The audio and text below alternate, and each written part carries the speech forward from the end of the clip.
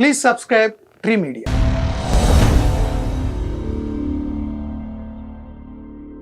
మూర్తి గారు, ఇలా ప్రతిరోజు ఒక సమస్య మీద పోరాడుతూనే ఉన్నారు. రకరకాల సమస్యలు సొసైటీలకు సంబంధించి. మీకు ఇప్పటి వరకు ఛాలెంజింగ్ అనిపించిన సమస్య ఏంటండి? చాలా ఉన్నాయి సార్. ఉమ్. ఒకటి రెండు కాదు. అంటే నేను ఫీల్డ్ రిపోర్టింగ్ అంటే చేసినప్పుడు అంత కూడా- గ్రౌండ్ నేను ఫీల్డ్ రిపోర్టింగ్ చేసినప్పుడు కూడా ఉమ్, చాలా ఉన్నాయి. ఓకే నేను Andaman Nicobar and tsunami cover చేశా. నేను ఇప్పుడు ఈటీవీలో ఉన్నా. ఓకే సునామీ వచ్చిందని తెలియగానే పోర్ట్ బ్లేయర్కి వెళ్ళిపోయా. ఉమ్, చెన్నై నుంచి ఫ్లైట్ లో చెన్నై వెళ్ళిపోయా. ఓకే అక్కడి నుంచి ఉమ్, కవరేజ్ లో ఉన్నా. ఉమ్, కొన్ని వేల మంది వందల మంది శవాలు కాలుతున్నాయి అక్కడ, డెడ్ బాడీలు. కొన్ని జాతులు అంతరించిపోయినాయి అన్నారు. మీకు మొబిలిటీ లేదు. ఒక దీవి నుంచి ఇంకో దీవికి వెళ్ళడానికి ఏం పనికిరావు. మీకు తినడానికి తిండి లేదు. మున్సిపల్ వాటర్, డ్రైనేజ్ వాటర్ కలిసిపోయింది, మంచినీళ్ళు వాటర్. ఓకే. ఫుడ్ లేదు, మంచినీళ్ళు లేవు. కొన్ని వేల మంది చచ్చిపోయారు. ప్రపంచానికి తెలియజేయాలి. సో మనమే ఒక హాస్పిటల్ షిప్ ఇస్తామన్నాం. సుమిత్రా దీవుల్లో వాటిల్లో కూడా జరిగింది సునామీ. అంటే అలాంటిది ఇండియాయే కంట్రోల్ చేయలేకపోతుంది. సునామీ వచ్చింది, కొన్ని వేల మంది చచ్చిపోయారు. ఆదిమ జాతి గిరిజనులు ఒక 50 మంది 60 మంది మాత్రమే మిగిలిన లిటిల్ అండమానీస్ కొన్ని తెగలు ఉన్నాయి. అవి అంతరించిపోయినాయి, సముద్రంలోనే చచ్చిపోయారు అని వరల్డ్ మీడియా రాస్తున్నప్పుడు, ఇండియా కంట్రోల్ చేయలేకపోతుంది అన్నప్పుడు చాలా పెద్ద అసైన్మెంట్ అది. ఉమ్, దానికి వెళ్ళి నేను 10-15 రోజులు వర్క్ చేశా. తిండి తినక, ఎక్కడున్నామో తెలియదు. చాలా దారుణమైన కండిషన్స్. అండ్ కొన్ని ఎన్కౌంటర్లు కవరేజ్కి వెళ్ళాం. ఉమ్, చాలా పెద్ద ఇష్యూస్ ఎన్కౌంటర్ కవరేజ్కి వెళ్ళాం. ఉమ్. అండ్ చాలా ఉన్నాయి సార్. అలా ఎన్కౌంటర్ కవరేజ్ ఏదండి? గుంటూరు జిల్లాలో 18 మంది ఎంతమంది చనిపోయారు. ఓకే సో చాలా వాటికి వెళ్ళాం. ఓకే గిరిజన ప్రాంతాల్లో, ఖమ్మం జిల్లా భద్రాచలంలో కొన్ని ఇష్యూస్ ఉమ్, తెగించి వెళ్ళినవి చాలా ఉన్నాయి. సైక్లోన్ కవరేజ్కి వెళ్ళా. కోనసీమ కవరేజ్కి వెళ్ళా 96. ఓకే కుక్కలు శవాన్ని కుక్కలు తింటుంటాయి. ఓ, ఆ, అండ్ నేను బాంబే టెర్రర్ అటాక్ కవరేజ్కి వెళ్ళా. సౌత్ ఇండియా నుంచి వెళ్ళిన ఫస్ట్ ఛానల్ నాదే, ఎన్టీవీలోంచి వెళ్ళా ఓకే నా టీంని తీసుకొని. చాలా పెద్ద కవరేజ్ అది. ఉమ్, నేషనల్ మీడియా నా అవుట్పుట్ తీసుకొని కర్టసీ అని వేసుకుంది. పెద్ద పెద్ద కెలామిటీస్, బాంబ్ బ్లాస్ట్లు, ఓకే సునామీలు Okay. అన్ని కవర్ చేశా. అండ్ స్టింగ్ ఆపరేషన్ చాలా చేశా. ఓకే విజయవాడలో అయితే చాలా స్టింగ్ ఆపరేషన్ Sting. చాలా చేశా. ఓకే కిడ్నీ ర్యాకెట్, ఆ, బ్లడ్ మాఫియా, మెడికల్ మాఫియా చాలా చేశాను. ఓకే సో నేను ఫీల్డ్లో అగ్రెసివ్గా ఉండేవాను సార్. ఉమ్, స్టూడియోలోకి వచ్చేసరికి నా అగ్రెషన్ చూసి నేను ఏదో చేస్తాను అనుకుంటారు. నేను ఫీల్డ్లో అంతకంటే అగ్రెషన్లో ఉన్నా. ఓకే నేను ఓల్డ్ సిటీలో మత కళ్ళలో లైవ్లో కవర్ చేసిన వ్యక్తిని. అటు నుంచి ఇటు నుంచి పొడుచుకు చచ్చిపోతున్నప్పుడు. ఓకే ఉమ్, సో అగ్రెసివ్గా ఉండడం నాకు ఫీల్డ్ నుంచి అలవాటు. బట్ అప్పుడు ఇన్ని ఛానల్స్ లేవు కాబట్టి, వ్యూవర్స్ ఇంతమంది లేదు కాబట్టి నేను స్టూడియోలో కూర్చుని అగ్రెషన్ ఉన్నా అనుకుంటున్నారు. నేను చేసిన స్టోరీలు ఇప్పుడు జనరేషన్కి తెలియవు.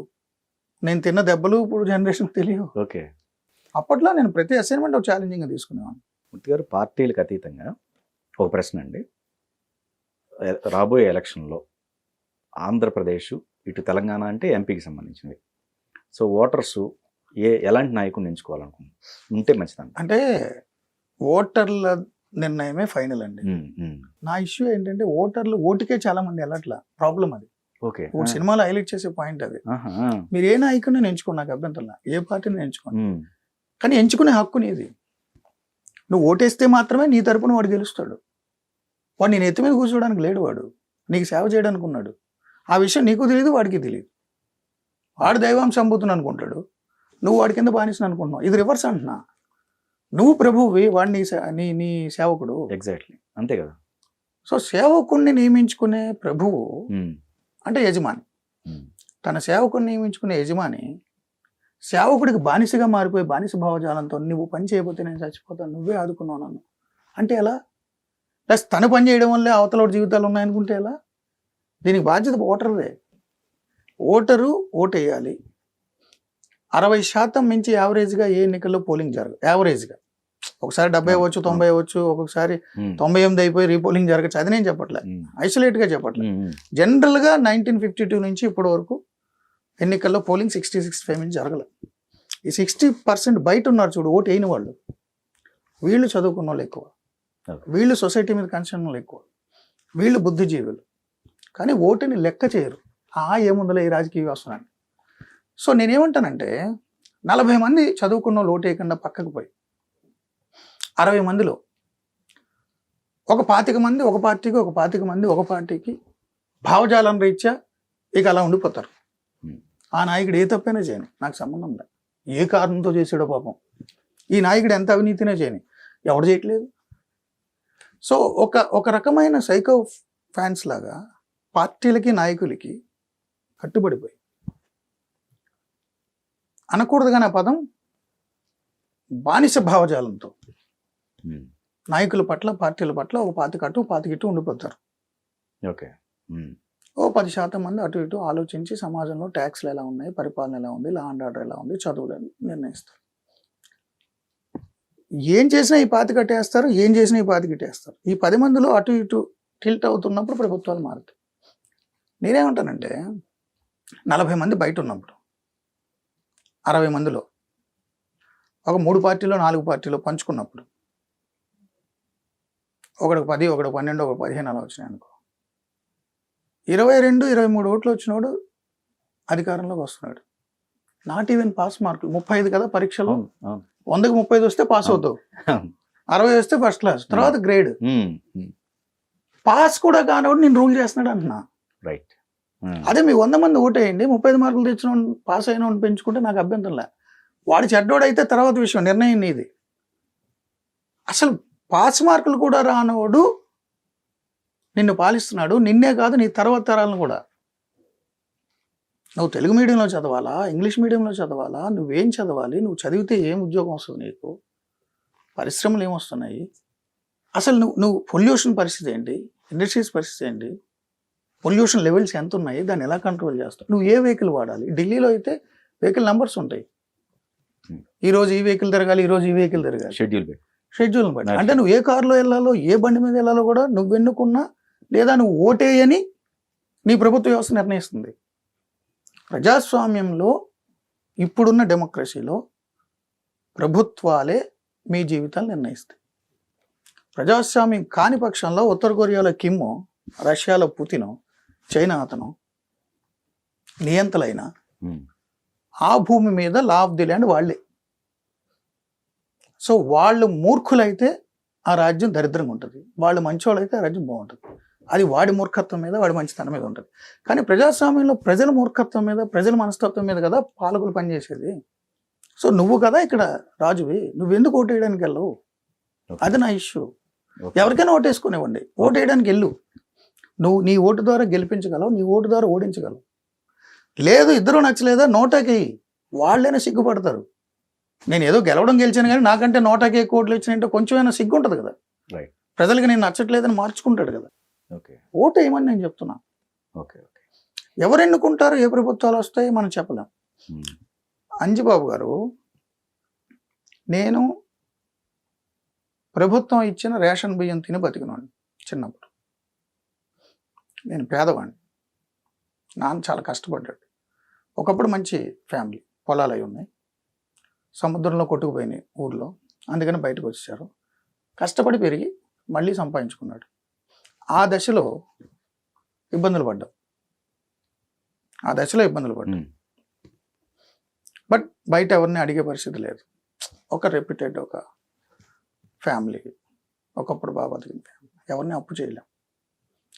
సో ఇబ్బందులు పడుతూ బయటపడకుండా బతికిన కుటుంబం.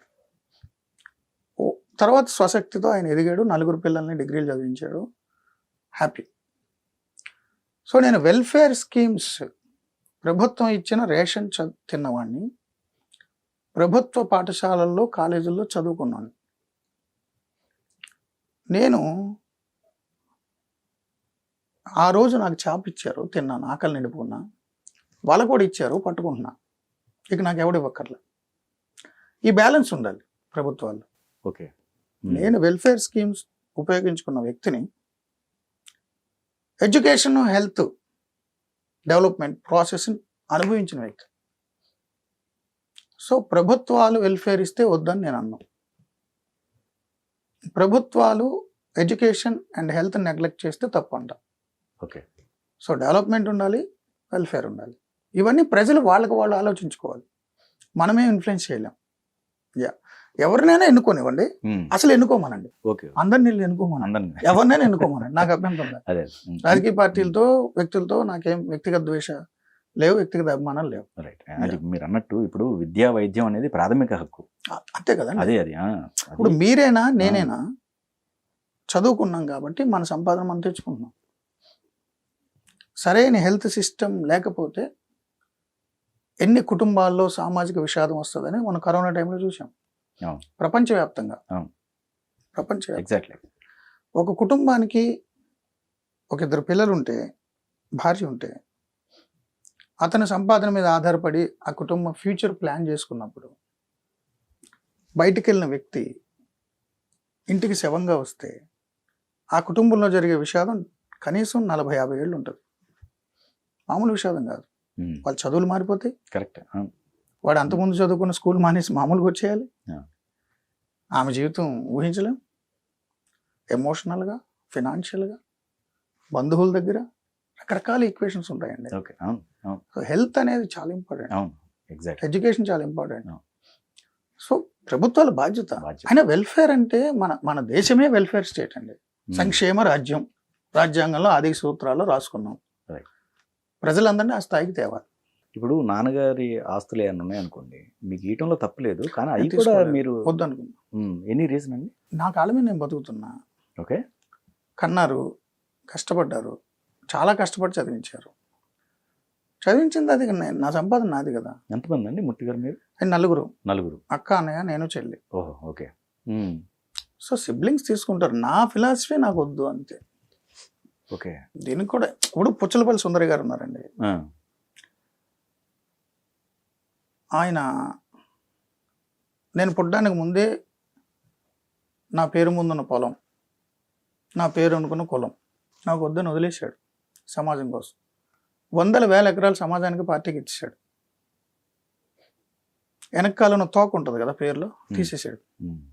పేరు వెనకన్న కులం, పేరు ముందున్న పొలం వద్దనుకున్నాడు. చాలామంది ఉన్నారు అలా, కొన్ని 100,000 మంది ఉన్నారు మహానుభావులు.